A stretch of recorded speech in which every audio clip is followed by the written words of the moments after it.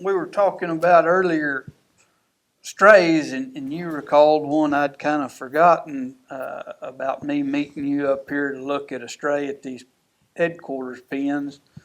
How have things changed in the way y'all communicated or looked up brands Yeah. from when you were That working? I remember that day where I had a stray cow we'd picked up, but she had several brands on her, but she had a JY on her, and they're our good neighbors over here, and I couldn't figure out because all the JY cows wouldn't have anything but a JY on them, and so I called you, and we come up, put her in the chute, and pulled two or three of them brands off from her there. And I remember thinking that when I was doing your job, then I'd have took them brands, and like that letter in there, I'd have wrote that to the cattle raisers and told them that I had this cow with these brands, and they'd run that through everything they had, and then if next week I'd get a letter back telling me the history that we got that day on the cow, and I'd know what to do. But Scott and I just pulled the brands off from her, and he walked out there and got in his pickup and got his laptop out and found all of that while we was sitting there and knew the deal. Now I can't remember, but I remember it was the JY cow they'd sold, and she went through the sale at San Angelo, and somebody else had bought her and brought her back up, and I got her back to the right owners. It wasn't the JYs, but we done that in 10 minutes sitting there in the pickup. I'd have been 2 weeks.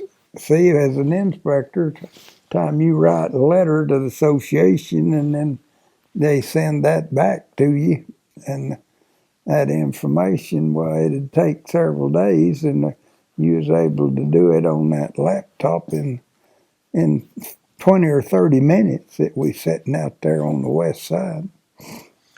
There was first time I think I really remember interacting with you on a professional level as I was a brand inspector at Sweetwater, and I called you, and we had a jag of cows, 6, 8, or 10 black ball faced cows with the 4.6s on the left rib. You remember that? And you came down there to look at them. Hell, I can't think right off. I might if I think a while. I don't know why they would have been in there 4.6s on them, but of course ours is on the left side, and It ended up being those cows when y'all had sold the ranch to Cato's, and they had kept some heifers, I think, that had ended up getting slipped out of the system. Some of that happened. I remember going one time. We sold some cattle at Wagner's in '57. I was working for them. We sold some heifers, and they went to a fellow named Buster Wheat in Kansas, and they were branded. But see, they and the sixes, neither one, and still won't, sell an animal in the state of Texas with the brand on them, female. They sell steers because he'll be killed or something, but they don't want somebody to own a cow. Well, they was a truckload of them cows in '61 that had been 4-year-old cows hit the market at Abilene.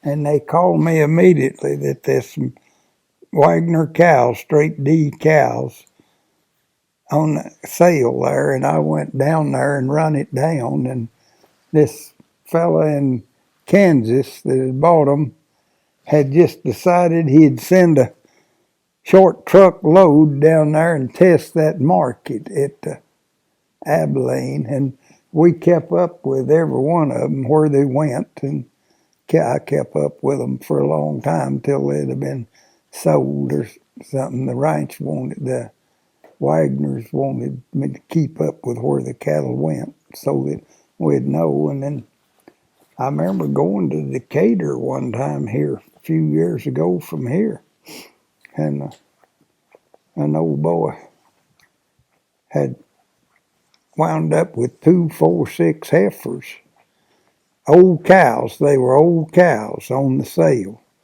and they were that was heifers on that ranch in Oklahoma when they sold it in '89.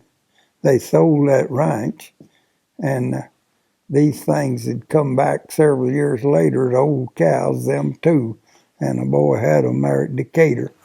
And I went down there and looked at them, and he had them on wheat out there, and we just let him keep them, and because we knew that was their last year, he's going to try to get a calf out of them. But they really tried in this outfit, and in Wagner's too, in them days, to keep that brand on a female from being sold anywhere in the state of Texas. I've took cows. I've took 4, 6 cows. I was on that ranch 3 or 4 years ago in Montana. I took them to dry cows to a sale up there in Montana, and I went up there and told the auctioneer that he'd announce it, that just the packers only could bid on them cows, so they wouldn't be some old boy buy them and take them back out there next to us. And but What do you remember about going to conventions? I know we looked at a picture, I guess maybe when you were first hired, that you were next to Governor Dolph Briscoe up on the podium. yeah, I can't remember. The only thing I can remember, I looked at that I can remember. I do remember in the first year or two that I was working for them, I won a contest. They gave a hat for the man that wrote up the most members that year, and I remember winning the hat, and we was in Houston. The convention was in Houston, and they had one of the directors, and that was you have to help me with this name. He was a legend from down there around Sherman. He's got a son or two. He's long since dead. But an old man in the ranch and cow business there, he took me downtown and got me a hat, bought a hat for me for that, winning that. But that's when I was looked at that a while ago, that's the only thing I can remember why they had me up there on that. And it would have been the first year or so that I worked, but I don't remember any kind of an award or having to do something for Dolph Briscoe.